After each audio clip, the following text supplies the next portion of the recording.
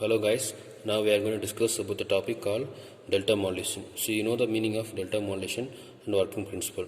So the term delta, it always means delta modulation. So it always consider that is single bit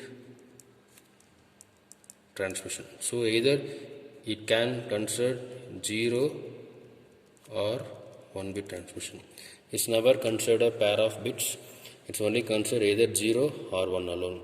So it depends upon the input value 0 and 1. So the automatically depends upon the output will be changed. So if you consider any input signal as analog, second if you are giving the pulse signal as a carrier signal, the produced output will be depends upon the shape of the or maybe a frequency of the carrier called pulse. So if you increase the frequency of the carrier or pulse signal, the output of the step size will change automatically. So the step size it indicates the main output of the process. What is the meaning of step size? So step size it indicates the quantization step size called. So how long or maybe how actually it takes the quantization process and meaning of value. So always it is depends upon the frequency. So next we are going to focus about the hardware process. So now we are going to check out the connections. Okay guys, this is your delta modulation and adaptive delta modulation hardware kit. So here we are considered the signal generator. So this is going to act as a input signal. So you are having amplitude knob, you can change the signal strength. Next you are having the clock generator. It has a 4 variant of frequency values: 32 kHz, 64, 128 kHz and 256 kHz. So it depends upon your need, you can choose whatever you need. Next you are having the delta or maybe adaptive delta modulation block transmitter block. Here you are having delta or adaptive delta demodulation block. So it depends upon the purpose you can focus on.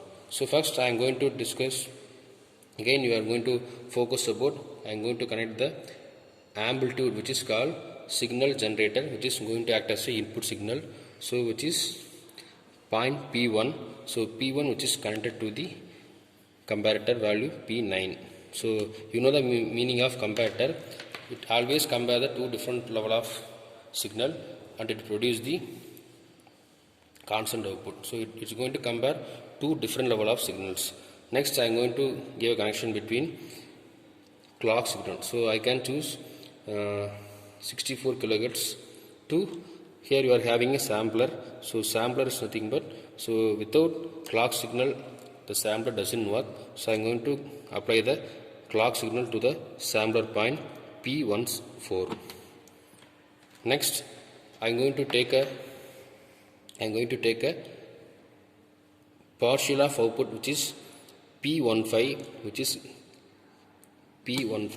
the point which is linked with to comparator point, which is so negative point of the comparator.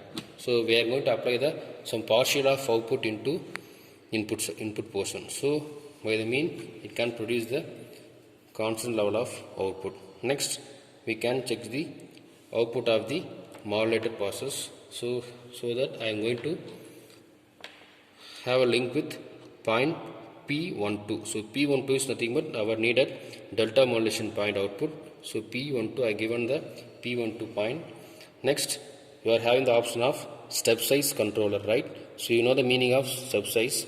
So step size means, so depends upon the given frequency of clock generator, the step size will change. So you can control the step size value. So either maybe minimum or maybe maximum. So depends upon the applied value, you can change the output level. So this is your transmitter block. So now we are going to check the output process. So first we are going to focus about input signal. So that I am going to measure the input value of the given signal. So which is get from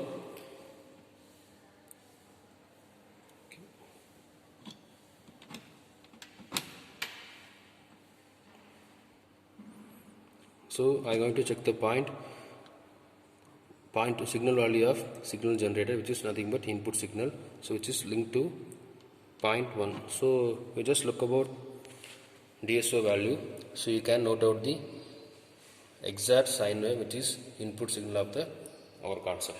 Okay, so you just note down the value of input signal, which is nothing but, so the voltage of message signal will be, so 3.40 voltage. Then again the frequency is 1, that is 1 millisecond. So this is our input signal strengthened value. Next we are going to focus about clock signal, so that I am going to measure in the point of 64 hertz, so 64 kilohertz.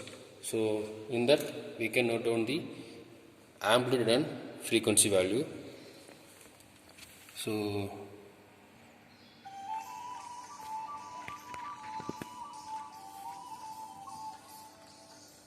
okay,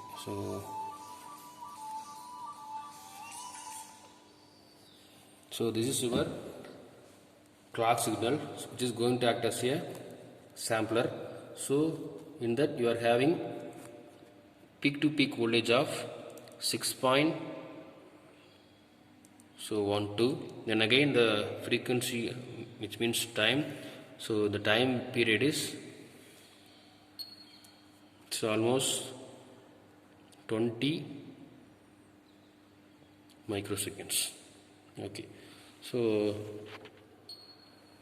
this is all about our input and clock signal process. So next we are going to focus about delta modulation output process. So we can go back to the hardware process.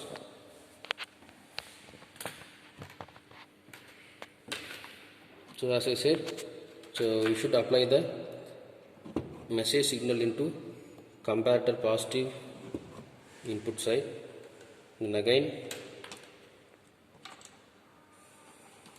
the clock signal will be 64 kilohertz.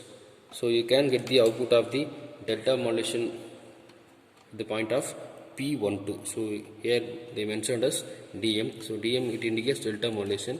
So you can get the output of delta modulation by point P12.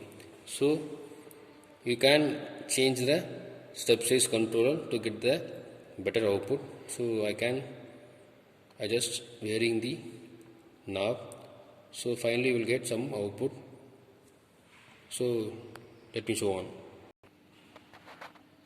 So okay guys, this is the output portion of your delta modulation. So you can clearly note out about the step size value. So depends upon the clock pulse frequency, it can change. So if you apply very low frequency, the step size will be very high. If you apply the high frequency, the step size will be very minimum. So it depends upon the frequency will change automatically. So you can note out the amplitude value of the given output, so which is the value of peak to peak voltages, so randomly 7.44 voltage. Then second, the frequency will be 1 milliseconds. So this is the delta modulation output value. Next we are going to focus about the demodulation process. So demodulation is nothing but it is getting the original signal back from the received portion. So we can focus about demodulation process.